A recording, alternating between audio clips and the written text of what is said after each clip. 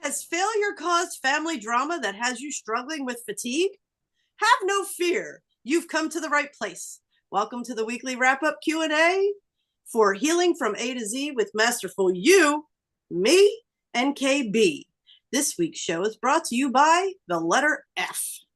And don't worry, friends, this is a family show, so it's all clean. I am your fearless facilitator, Judy Forder, and I am here with the fabulous Chris Burke. Hi, everybody. Hi, Judy. Hey, Chris. This has been fun. F is for fun. F is for fun. Let's see if I can get this stabilized. Yeah. Here we go. Nice. So as you can see, Chris is in the car because she's traveling to a great adventure for the weekend. Yeah. She is, yes. We're hoping that this YouTube live on the road is not a failure. No. Yeah. Yes. We are. Okay.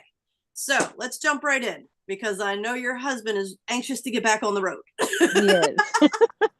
It's true. All right. So one might say he is fretting. Well played. No, he's being very patient. So you started off the week talking about failure. The first question we have for you is, how do I let go of the shame I feel around failing? That's a tricky one. I beat myself up pretty good for my failures over the years. And the thing is that when I like to go back with myself and say, when I was learning how to walk, imagine if when I was learning how to move my arms and legs and get my balance and, put my hands on a table to pick myself up, right? Because we used to have to steady ourselves until we developed the finesse, until we got our balance, until we felt solid, our muscles were strong enough. All of that was a process that took place. And I remind myself that when I was in all of those stages, I was doing exactly what needed to be done in order to eventually get to the point where I could walk without holding on to a table or somebody's hand, right?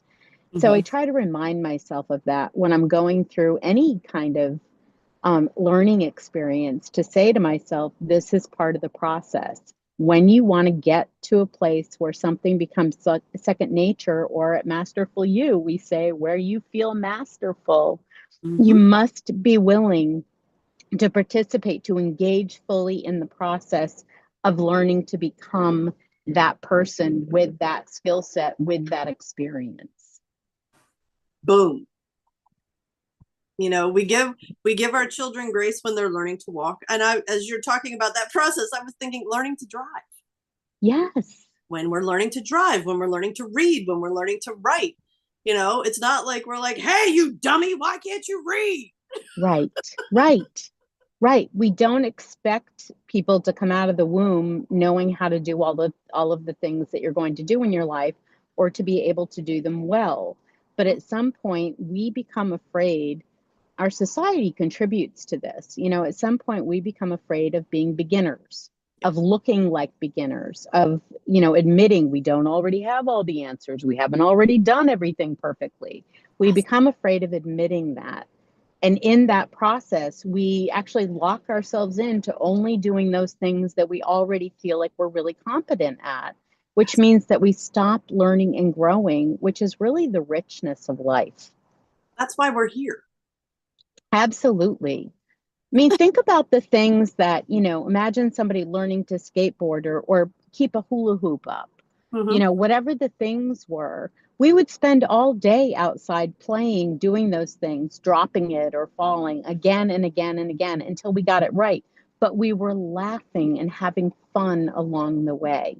Yes. It's not that the failure suddenly appeared. It's that we became unable and unwilling to just accept that learning was a process. Yes. And I've learned I don't enjoy using the word failure Right. because everything we do is an opportunity to learn something. Yes. You know, you either got it or you're learning how. Yeah. Yes. Yes. And I read a book called The Fear, what no, Failure to Dare, the courage to fail. That's what it was called back in my 20s, before I knew any of the things we talk about today. And that really planted a seed with me where this guy was saying, like, if you shy away from failure, you can't succeed. Mm-hmm. So even to get your head, I worked on kind of getting my head around the idea that failure is not something to be afraid of, you know, because it's like, even if I rewrite it in my brain that it's not really failure, there's a part of me, just the way my brain works, that wasn't going to buy it. Mm. Right. So for me, I needed to kind of be like, yes, it's important to learn how to fail and not take it personally. That's huge.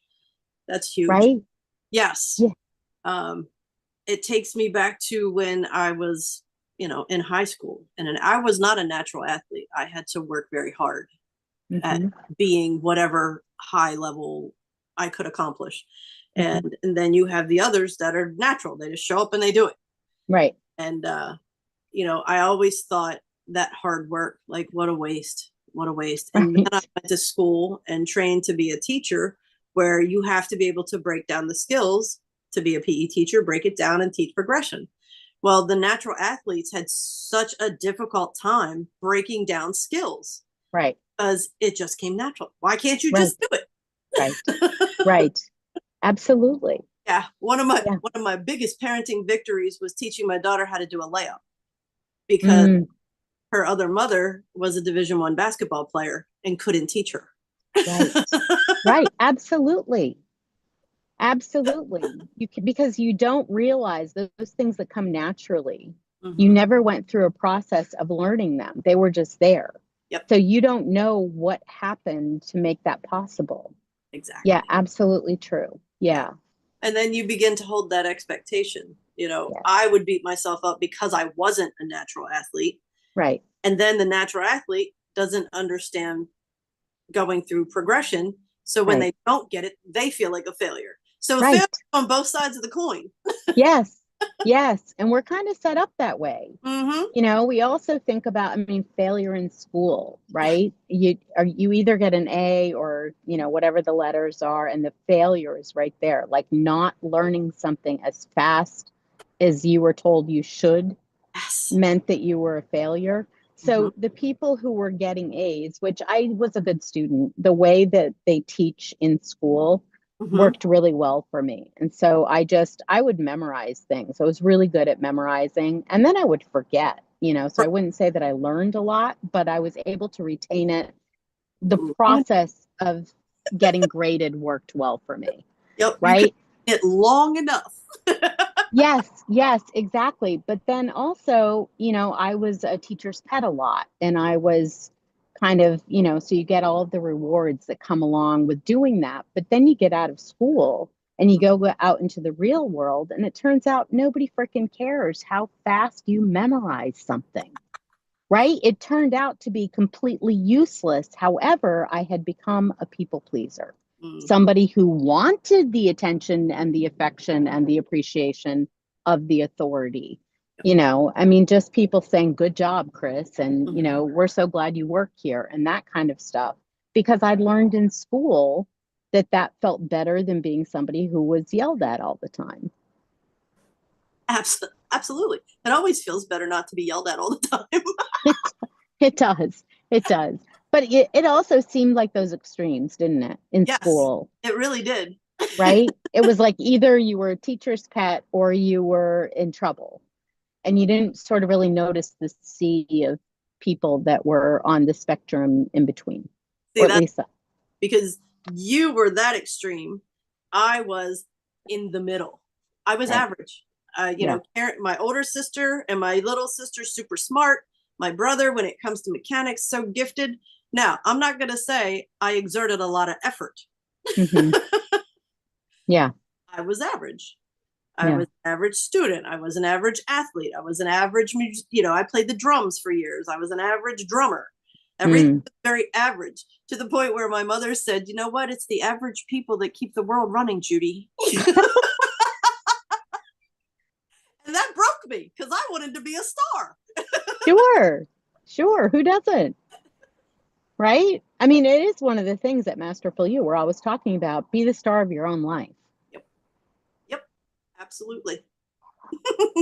Okay, so we'll go one more question with the failure topic because I don't think we touched on everything else. Hmm. What if I keep repeating the same mistakes? Ah, good question. Mm-hmm. Yeah, so that's one of the things to talk about with failure. There comes a point where you're in a process that's not working. And we want to be alert to or attuned to. And it took me a long time to learn this one. So, as Judy said, I learned the steps very well. I'm much faster now at asking myself, does this need more time or do I need to finesse how I'm doing it? Do I need to change my approach? Mm-hmm. Because to just keep doing something, blindly doing something that isn't working over and over and over again, is just wasting energy. But then there's also that balance between, maybe it just hasn't had enough time yet. It takes time to build up your foundation and your framework and to get to that place where, it becomes second nature to you.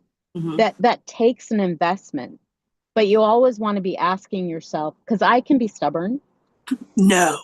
Yeah. I mean, the interesting thing is that I can be really dedicated. I'm really dedicated and really loyal. And the flip side of those coins are that I can be really stubborn and blinded. Like I can just be like, I'm going to do this and you can't talk me out of it. And not asking myself the questions like, is this still a good approach? Right. Right. So it's not about the people. And I think this is what's so important in failure. I've been saying a lot lately, it's not who you are, it's where you are in your process, where you are on your map of experience on that 1 to 10. Where are you right now? Are you able to look at things as they actually are? Or are you stuck in some sort of dynamic where you need to prove something or you need something to work because otherwise you're going to feel bad about yourself? Mm, that's excellent insight. And I'm also being told, guided to add, because we talk about this a lot. If you find yourself attracting the same kind of people over and over and over again, why does this always happen to me? If you're asking yourself that question, start asking, what is it I'm supposed to be learning? Right. If you're attracting the same experiences over and over again, you're missing the lesson. Yes. I always talk about they may look a little different. It's all lipstick on a pig. It's true. Mm-hmm. It's true. It's amazing how many times somebody shows up. And, it's interesting. When we feel like somebody is familiar, you meet people and you're like, oh, it's like I've known you my whole life. Mm-hmm. Sometimes that's a good thing. Sometimes. Yeah. And sometimes, and this is the thing about balance and discernment, right? Sometimes that's a good thing. It's like, oh, this is going to be an amazing thing. And sometimes that person resonates with your patterns so strongly that you feel like you know them already because they know the same play that you learned. Yep. Right? They're performing the same way that you perform. And you want to really pay attention to, who does this person remind me of? Mm-hmm. What dynamic do they remind me of from my past? Right? Am I in? Because we're never just engaging with the person who's there in front of us. There's always a bit of our past experiences, ours and theirs, Mm-hmm. that are showing up. And we can be acting completely unconsciously, or we can be as present as we can be, but there's still unconscious stuff going on that we don't know about. So we want to be asking ourselves, does this person remind me of past situations? Like, am I trying to make sure that something doesn't happen or that something does happen? Mm-hmm. And why do I have that expectation? Because that expectation is normally connected to something from the past. And we know what expectations are.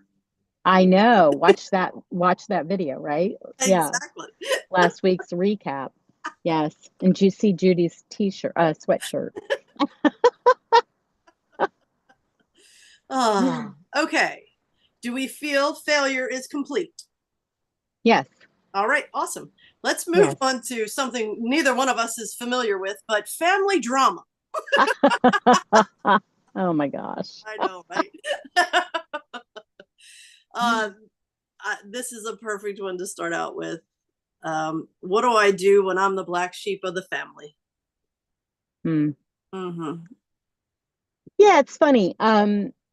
Black sheep has taken on a whole different twist for me recently, right? So I no longer really see it as the black sheep and more see it as the light bearer.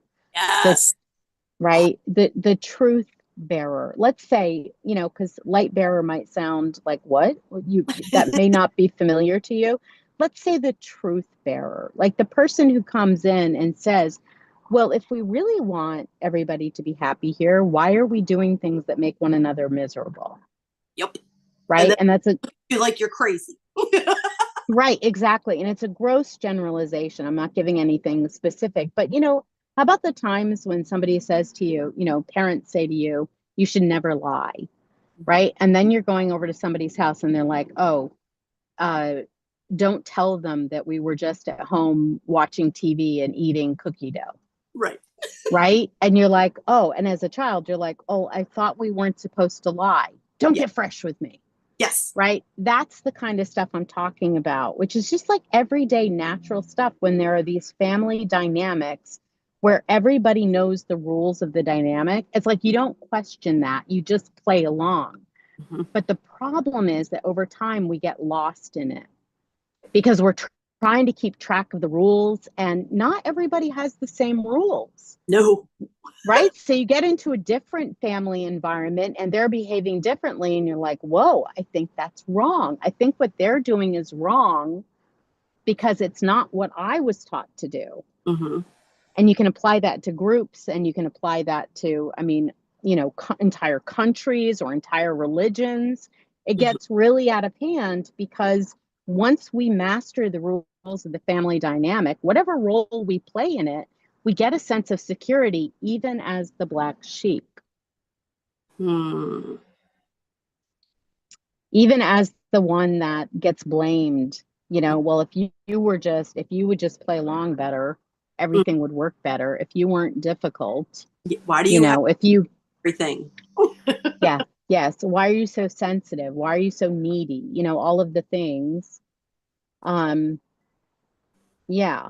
And it's just, you're really just there showing people, you're questioning, you're asking questions like, why are we all just doing this as if it's not a script? Mm-hmm. Why can't we just be authentic, like be real with one another? Why do we have to follow these rules of engagement? Because we don't want to hurt anyone's feelings. Yes. But whose feelings, if you're someone who actually is sensitive to what's happening and you feel the emotions and the undercurrents, it actually hurts you to pretend to suppress that and pretend that something else is happening. It's abandoning a part of yourself.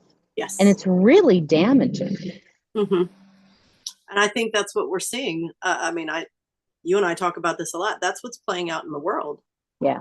We all got to the point where we don't want to hurt each other's feelings, and we don't want to do this and we don't want to do that. And authenticity has fallen by the wayside. Truth has fallen by the wayside. Right. Now we're seeing this surge of people just wanting real. Just be real. Yeah. Yeah.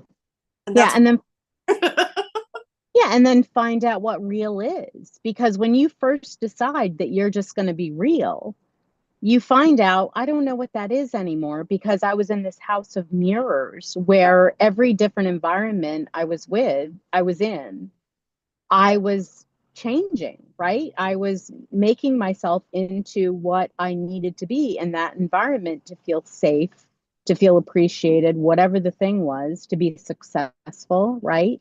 Yep. So you start to want to be real, and you're like, where are the limits of real? Mm-hmm. Where do we even start? Yes. Yes.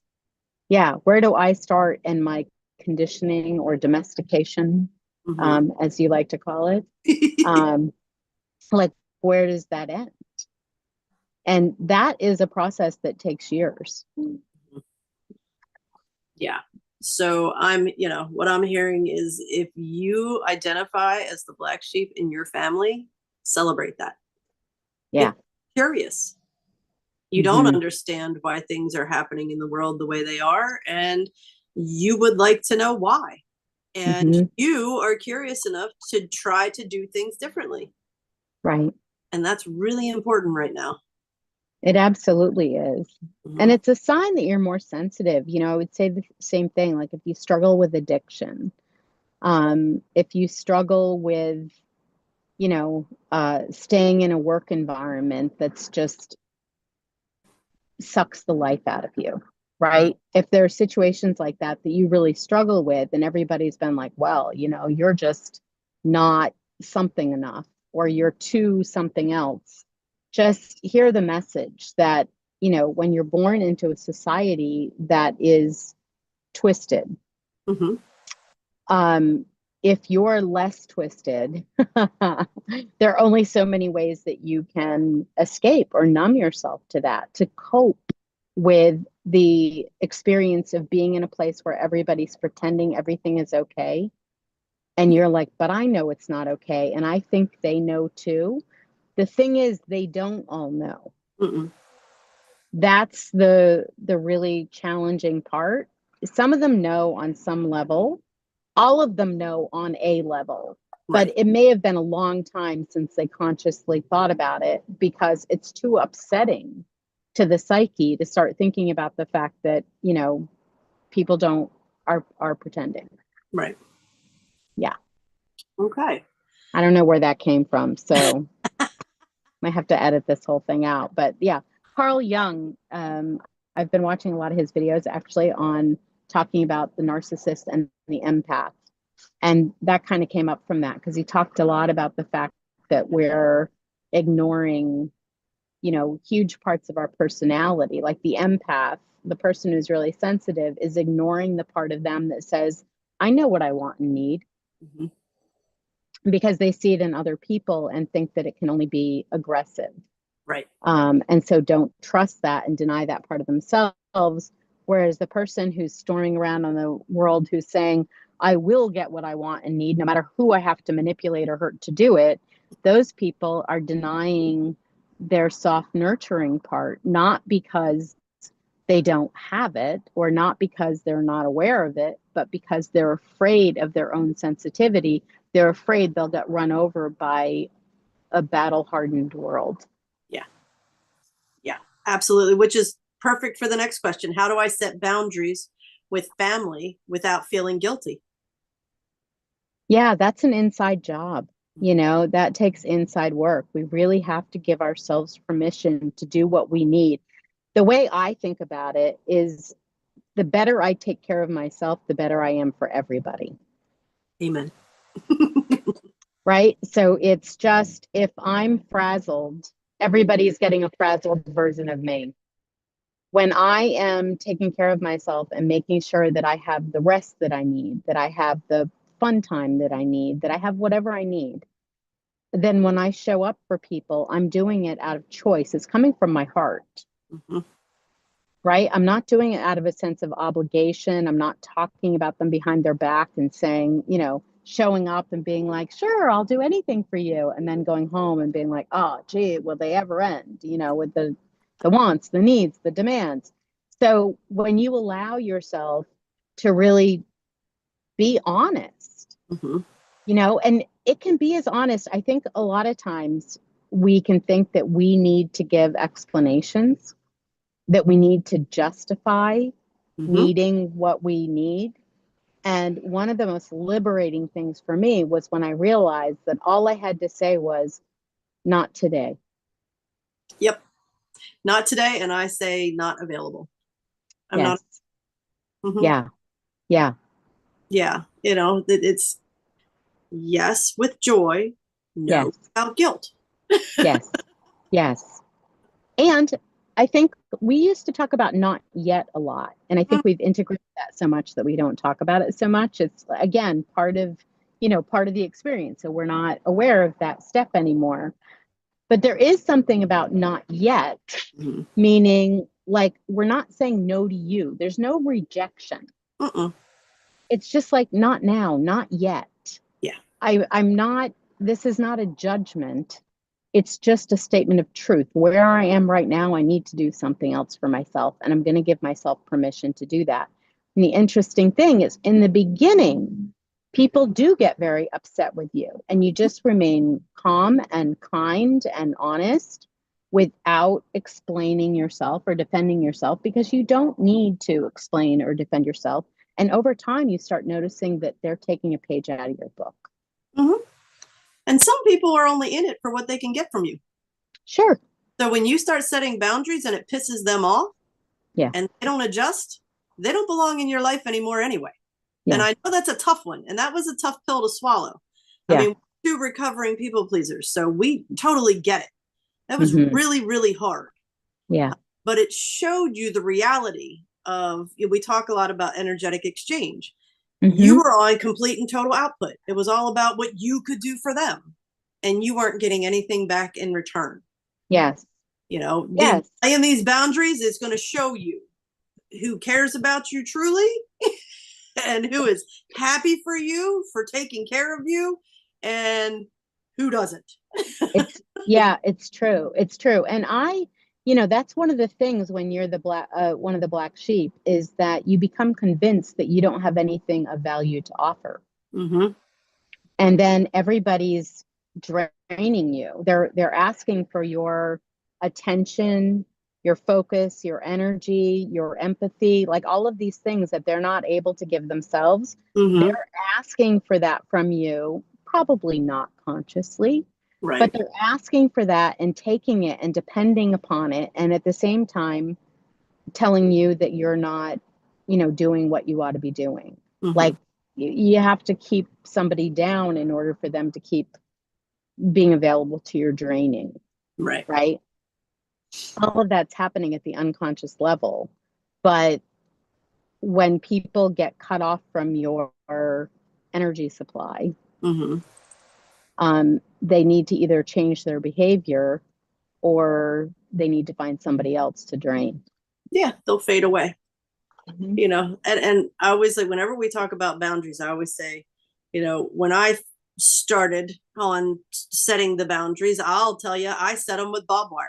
Like, God, people are not going to blah, blah, blah, blah, blah, blah, blah me anymore. Yeah. And did I have this conversation with the people? No, that was all me. And one of the best things that helped me soften that barbed wire was something as simple as when the phone rings and you see that person's name. If your response is, oh, then you Mm-hmm. don't answer the phone. And I would Mm-hmm. say out loud, I love myself enough not to answer the phone right now. Yep. And when I am ready and available, I will return that call. Yes. And that's where the not yet came in. Do I answer the phone? If it's not a hard yes, then it's a no. And if it's not a no, then it's a not yet. Yes. So Yes. whenever there's anything that you need to do, starting out setting boundaries, we always say check in with yourself. Yeah. If it's a hard yes, then it's a no or a not yet.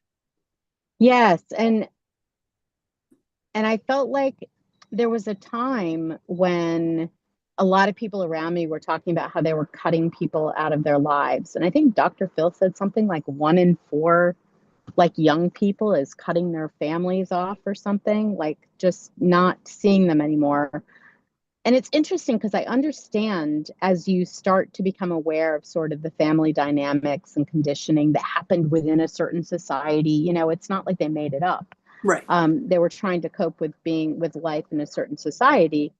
But there was a time that I would have felt like the only way to protect myself was to go away from everybody and everything that I knew and try to start over, right? Mm-hmm. But as I've gone along on the healing journey, what I've discovered is I've really been able to appreciate when I show up differently, the dynamic is different. And that's huge. It is huge. Like I've been able to forgive myself for, I mean, it sounds funny because it's like, what is there to forgive yourself for? But Right. for just not knowing what I didn't know. Yep. Right. And in that process, I became aware that, you know what, the other people didn't know what they didn't know either. Mm-mm. No, that's where compassion comes in. When you hit the forgiveness window, you start to understand. And it's not making excuses, because a lot of people are like, forgiveness is just about making excuses. No, it's not. First and foremost, it's about setting yourself free. Yes. And then when we talk about that observation deck, when you can see things from a different perspective, you start to understand why your parents couldn't show up the way you needed them to. Right. You start to understand why your siblings do certain things, because, what a huge reality to me is I'm one of 4, and every single one of us had a different experience growing up in our house with the same parents. Absolutely. Absolutely. Yes. Yes. Yeah. And the more siblings there are, the more kind of a soup there is. Mm-hmm. Like we talk about Masterful You, we'll talk about going into the rooms of your house, or the rooms of your, psyche, if you will. But like going into the dining room, which is where all the family dynamics are, kind of play out symbolically. Mm-hmm. And, think about how people feel about Thanksgiving or a lot of holidays, how stressful that is. That's the next question. What That's helps funny. with family gatherings trigger my old wounds? That's hysterical. Yeah, I actually remember going to Easter some years ago, and I really didn't want to go because I was in a really raw place of healing a bunch of stuff, looking at a bunch of truths that were really hard for me to look at, that kind of took my breath away, that actually made me feel victimized. And kind of, like, wow, they did this to me. I was in that phase, and be clear, like it's like the failure thing. Mm-hmm. It's like the process. There is a point at which you start to say, oh my God, this happened to me. Yep. Right. And you will feel like they did it to you. And it's okay, because in a way you have to go through that in order to get the energy up to keep going. Yeah. Yes. That's spiral. You have to raise your energy in order to see things differently. Yes. And anger, like getting angry and feeling like you were wronged, actually gives you some of that energy to keep going till you get to the point where you're like, I'm going to figure this out. Mm-hmm. I'm going to break free from this, right? I'm going to have a different experience. So it's an important part of the process. But at the time when you're in it, you see them as the enemy. You don't want to have anything to do with them. Just being in the room, it's like your stomach clenches, my face would flush. They would start talking to me, and like my head would go blank, because I would go into fight or flight. It was just like, I don't know what to do. Like, I don't want what we've always had, but I'm not different yet. Mm. I don't know how to show up differently. I don't know what to do different. Mm-hmm. Right. So I remember being there and just deciding, I'm just going to be here. Mm-hmm. I don't have to say anything, because what I discovered is I was always the one that made everybody comfortable. Yep.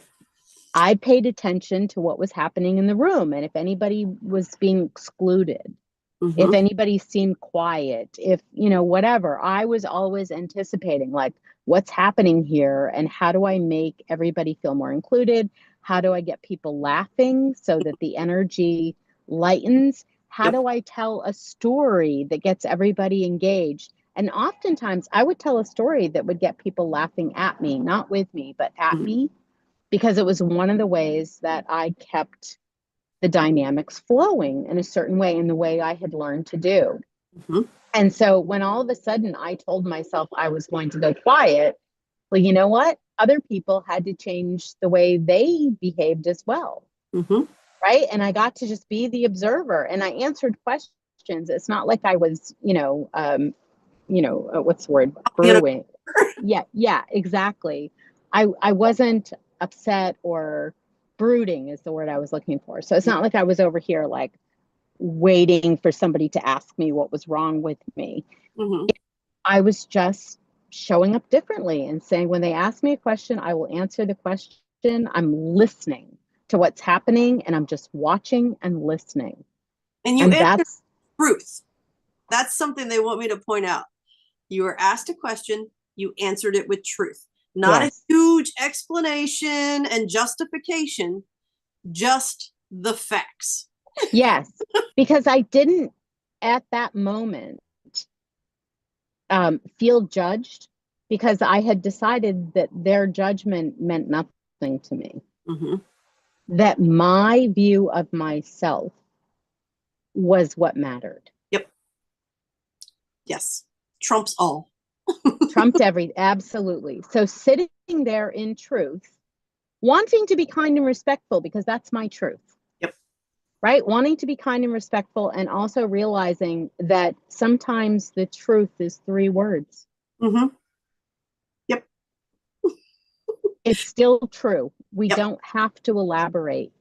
And I remember as a child often hearing, at school, at home, whatever, like, you better explain yourself, right? What justification could you possibly have for whatever you just said or did? Uh-huh. And so this was part of this truth telling and this healing as an adult, to be like, I don't have to justify myself, Nope. except for to me.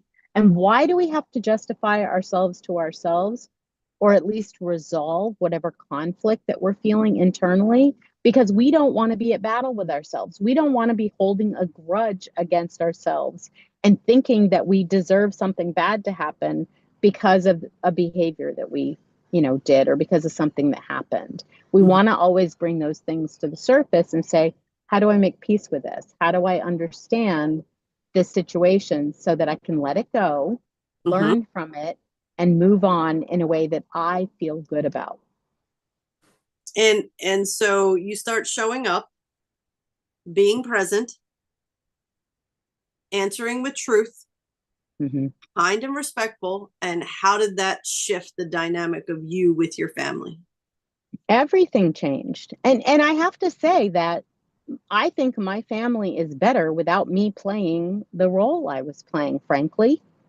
Well, they are then accountable for their own comfort. Yeah. Yes. Yes. And other people were able to step in. Mm-hmm. Right. So I found out, oh, we've got a bunch of comedians in the family. And I mean, in a sweet way. Right. So all of a sudden, lots of people are telling stories.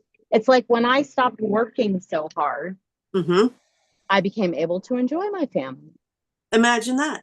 Imagine that. Imagine that. The people pleaser. We believe, in the beginning, I thought I was doing the noble thing because I'm making sure everybody's comfortable. And when people feel comfortable, they feel safe. And that's my job. It's what I do. Blah, blah, blah. Little did, it was brought to my attention that that's very arrogant to think you can make everybody feel safe and comfortable. Well, we end up denying them the ability to do it themselves. Yes, absolutely. And it makes us feel needed, which is really important because all of us want to feel needed.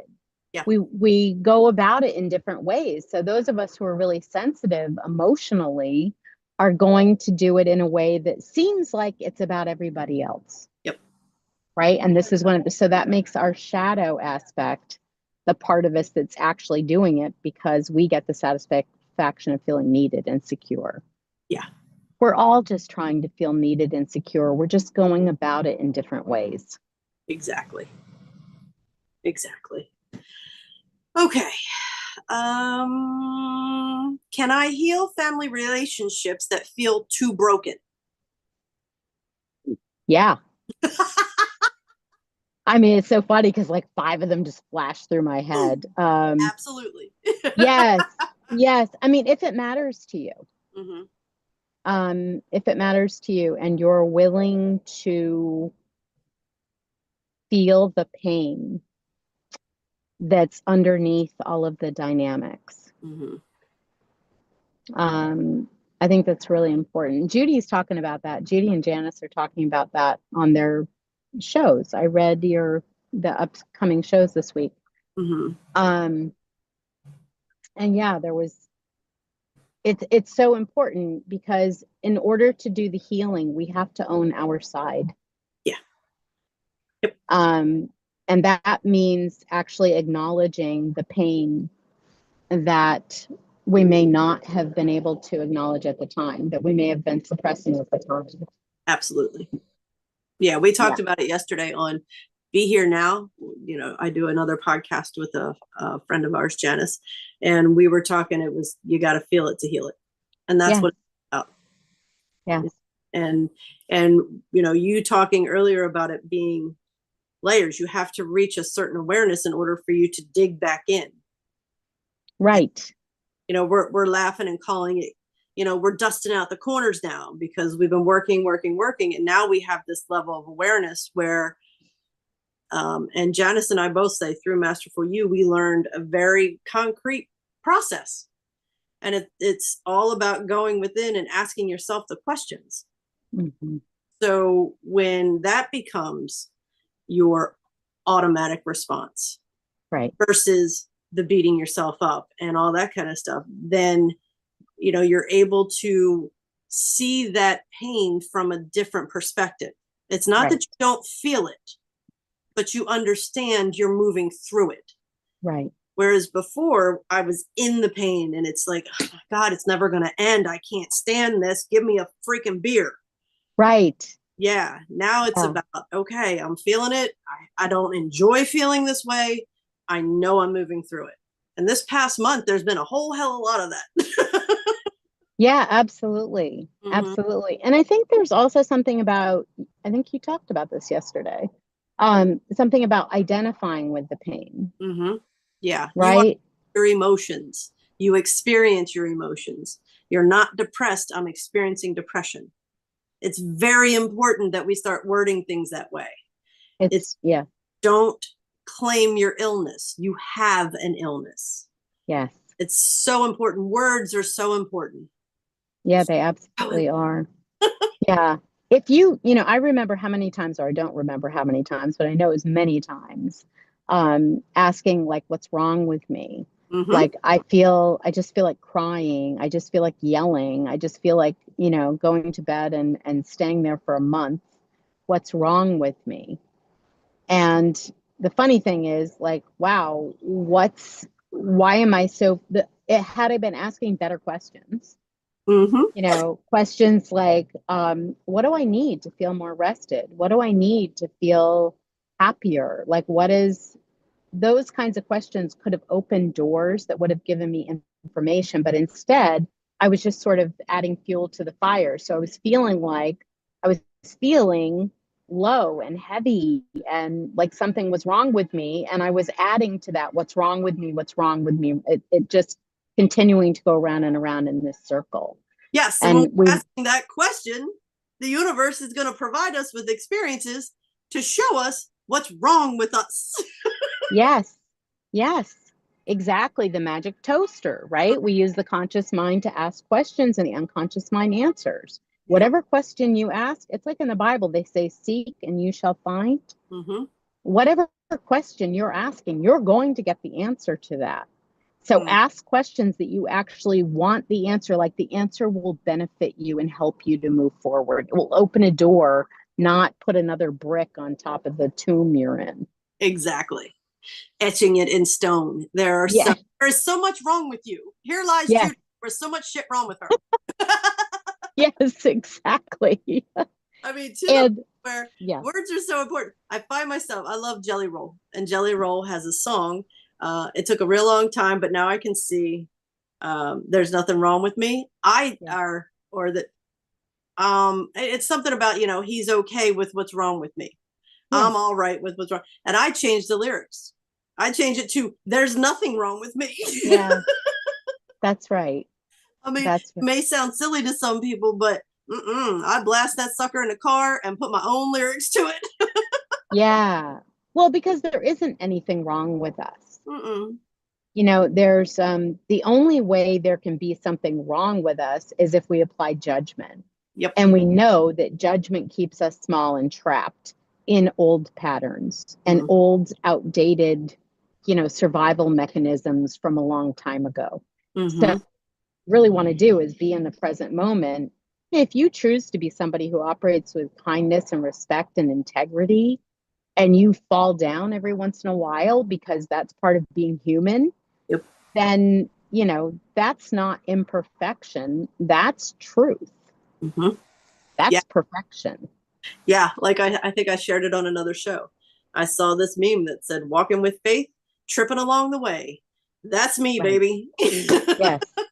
Yes, absolutely. And the grace to acknowledge, that's the human condition. Yep.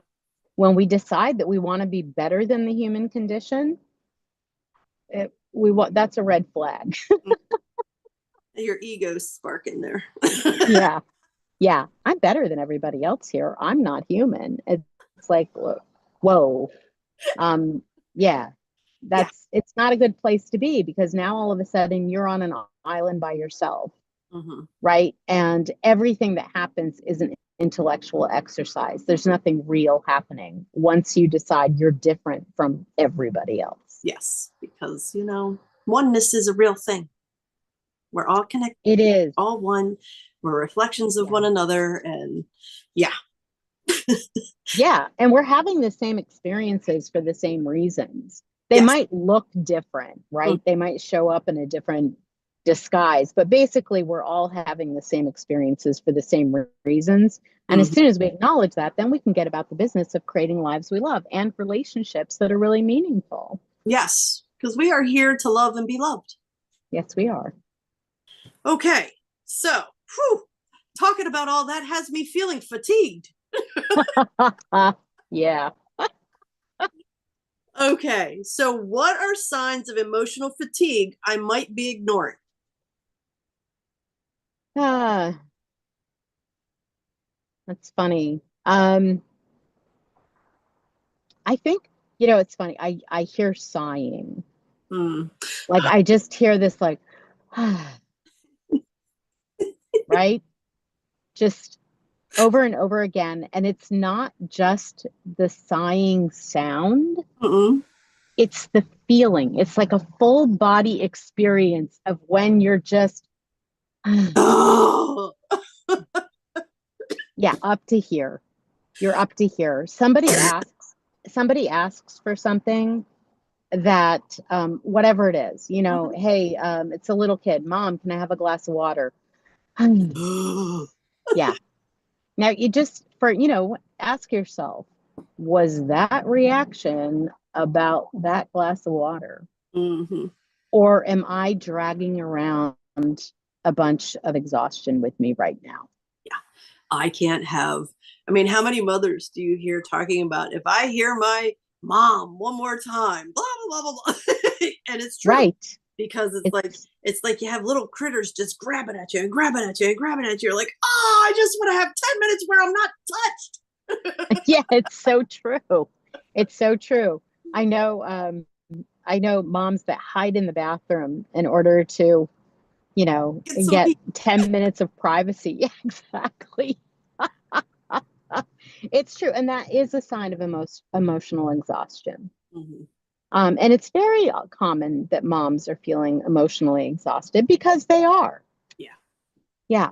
Absolutely. And in part because we, if we feel that we need to that self-sacrifice is part of the mother thing, then it's really easy to get emotionally exhausted.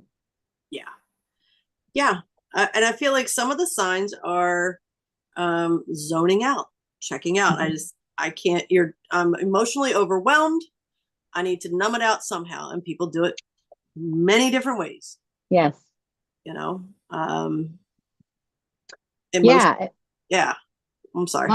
I was just going to say, if you can't give yourself permission to take a break, in your normal situation, you might be able to after you have a couple of glasses of wine.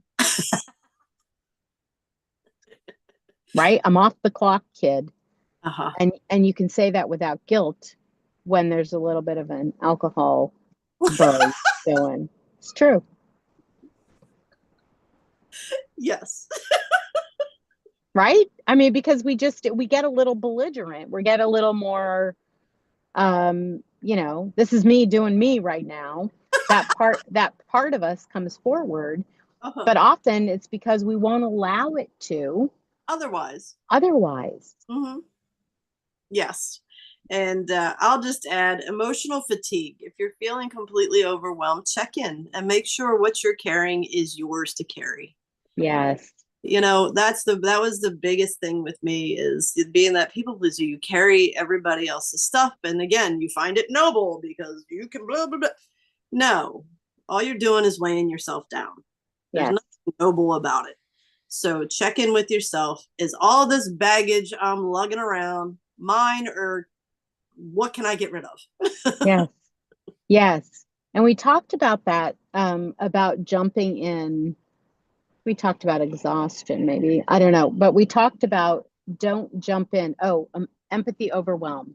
Don't jump into other people's emotional dynamics. No. Sit with them, be a calming force, let them know that they're not alone. But we don't have to jump in and take on the emotion or take on the crises. Right. Because the moment that we do that, we've now burdened ourselves and we haven't actually helped the other person. No, hold the space, be the observer. Yeah. That'll cut back on a lot of the emotional fatigue. Yes. Okay, what are small ways to start restoring energy when I feel depleted? Start making a list. What are those things? So I asked people this week in the video, like, what are 3 things that energize you? What are 3 things that drain you? Start paying attention to those things, right? And we talked about how it takes about 2.5 to 3 minutes of complete, no distractions, of focus before you can start on a project. So let's say you sit down to work on something that you've been putting off. The first 2.5 to 3 minutes, your brain is starting to engage. Like, what is it that I'm trying to do here? How am I going to go about approaching it? It's going through its steps. If you get all of a sudden a notification, ding, ding, ding, somebody phone calls, whatever the thing is, and it interrupts your process, you're going to have to start over again.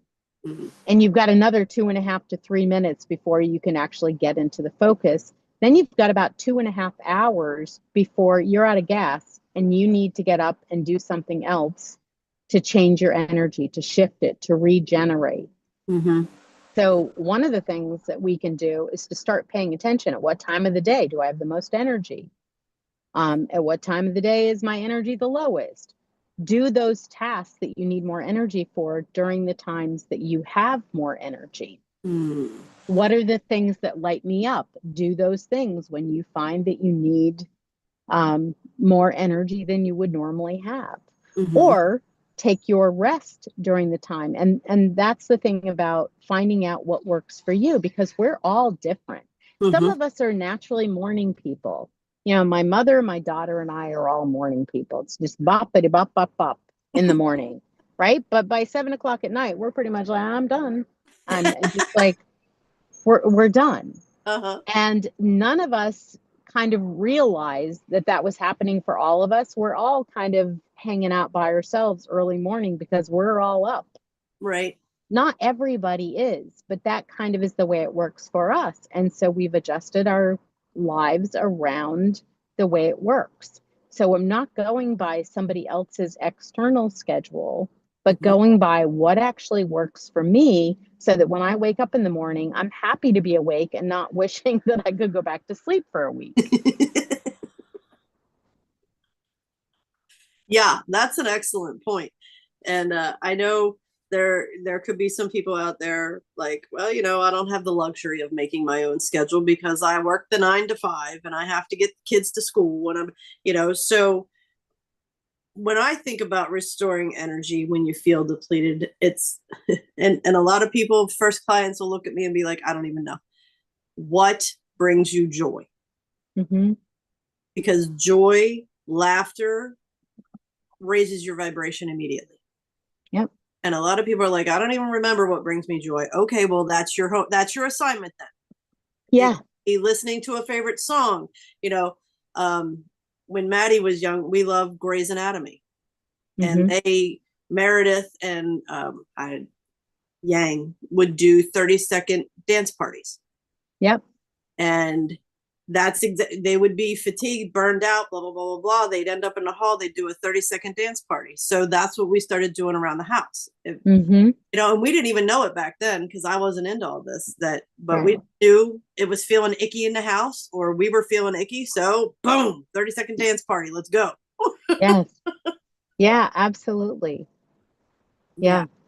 Yeah. And the beginning of the day, I mean, I just confessed that I'm a morning person, but I used to be a night person because I hated my routine. And so I didn't like when it was done for the day, I would stay up late because I didn't want the next day to start yet.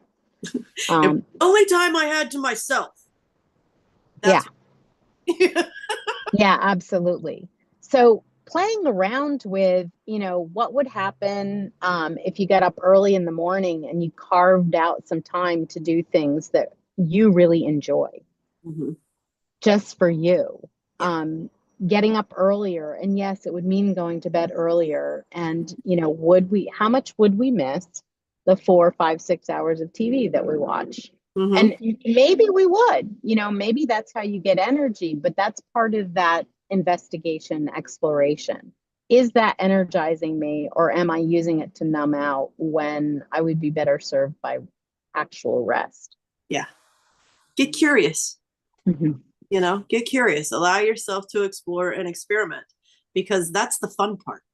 Yes. That's the fun part. If how many times have I heard, I used to do crafts, I used to do this. Start carving out time, because that's what feeds you. That's Yes. what gives you the energy. Yes. Awesome. Yeah. Judy has noticed when I show up at noon for work Mm-hmm. online. I mean, yeah. So when I show up at that time, I've, done the morning video. I've been out to the barn. I've hung out with the horses for a couple of hours. And when I show up at work, I'm in a different energy than I'm used to. I'm much more effective and efficient, right? Just because it's like all systems are go. Like I did what I needed to do in the morning to get me, um, you know, what's the word? Like it's like pushing the on switch. Mm-hmm. Mm. Yeah. Okay, so all of this we've talked about could create fear in people. Mm-hmm. Yes, it could. It could. So what helps when fear is keeping me stuck? So I want to make changes. I want to be curious. I want to explore and experiment, but I'm too afraid. I might do it wrong. Yeah. Yeah. So that's a good one. Refer back to failure. Um, first of all. Second of all, wanting, we have to stop wanting. As Judy was talking about the words being really powerful, Mm-hmm. let's decide and choose. Let's stop wanting. Mm-hmm. Yes. Huge shift happened when Chris and I started speaking the word, I choose peace. Sorry Yeah. to cut you off, but they were like, yes, Yes. it's a choice. Yes. It is a choice. And there's a big difference between I want peace, which is saying that it's always something off in the future. Mm-hmm. And maybe I can get it and maybe I can't. It's all very who knows. And saying I choose it. I decide. I will. Mm-hmm. I am experiencing peace. Like that's a whole different thing because always saying I want is like the person who never has. Yeah. A visual of chasing want. Yes. Whatever it Yes. is that follows want, you're running after it. That's exactly right. Because you think it's going to give you the experience that you Desire. that you desire. Mm-hmm. You think that thing or that, status or whatever it is all of a sudden going to make you magically feel the feelings that you want to have the experiences that you want to have. And in truth, which has been said over and over again in a million different ways over thousands and thousands of years, we need to actually start having the experience Mm-hmm. of whatever it is that we want next or whatever it is that I don't really want to use the word want, but whatever it is that we choose, we want to start having that experience now in our bodies, that sense of act as if, right? And start embodying that so that when it will be able to show up because it will be a vibrational match for you. Boom. There it is right there. You know, and we're not saying fear is going to Almost done. disappear. Yeah. I saw Michael walk up. We're not saying fear is going to disappear. We're saying don't let it stop you. Look at, see what it's about. Yes. Yes. Yeah. And recognize that for the most part, the things that we're afraid of are things that we're telling ourselves that, you know, that aren't true. Mm-hmm. They just keep us from finding out how much better things could be. Exactly. And that is a great question. Ask the universe, show me how great things can get. Mm-hmm. Show me how great things can get. Yes. You know, and we're living in a time where fear is, you know, being dished out in buckets. Yeah. Yeah. I mean, you can use fear to control yourself. You can use fear to control other people. People use fear to control you. Yep. Right. To actually do what's in your heart and follow that. We have to see fear for what it is. It's a control mechanism. Mm-hmm. Yes. And we're talking about choice. So you're either going to choose fear or you're going to choose love. Yeah. Love for yourself, love for others, love for humanity. That's the choice.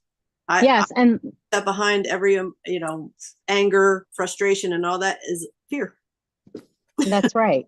Yeah. I would say fear has a really big family. Right. So it's guilt and shame and grief and resentment, and all of those things are all fear. They're different forms of fear. Mm-hmm. And then love has an equally big family: joy, happiness, pleasure, comfort, kindness, respect. Yes. Mm-hmm. Yes. Kindness. Yes, absolutely. So which family? It doesn't mean, because love has been so distorted in our society. That I remember when I first was in that, so, you know, there's the fear energy and there's the love energy. I thought of love as sort of, you know, like romantic love, or love, like love for your children, or, you know, whatever. And it was like, I don't really see being able to live in that energy all the time, like approach every situation in that energy. Mm-hmm. But then I realized that kindness and respect and integrity are also love. Mm-hmm. It was like, oh yeah, I can actually decide to do that. And I live with that. Yeah. Yeah. It's funny because Janice and I did a whole show on the difference between discipline and intention. And, you know, after that show, I really started to dig into what my problem was with discipline, because I hated the word discipline. Right. Because it was like used like a sword against me. You're not disciplined enough. You're not, your discipline is blah, blah, blah, blah, blah, blah, blah. And it's funny, after digging into those, they're old, outdated beliefs, because now I believe discipline is the greatest expression of self-love. Yes. Showing up for yourself, being disciplined enough to show up for yourself every single day. Yes. It's not for easy. The things that matter to you. Exactly. It's not easy. No, it's not. Mm-mm. There are a lot of different opportunities to sabotage yourself. And discipline is the opposite of that. Exactly. Yeah. Okay. It's funny. I can feel Michael, and we have gone over an hour. So we're going to wrap this up. Yes, we are. Any other questions about any of these topics, comment below, and we will gladly ask them and answer them. So yes. And when we get to P, we're going to talk about patience, and Michael will be able to contribute a lot to that discussion. Hilarious. So thank you for making the effort to still follow through with this when you and Michael are traveling. This was great. Yeah. Thank you, Judy. Thank you to our viewers, and see you next week. All right. Thanks, everybody. Thanks, everybody. See if I can turn this off.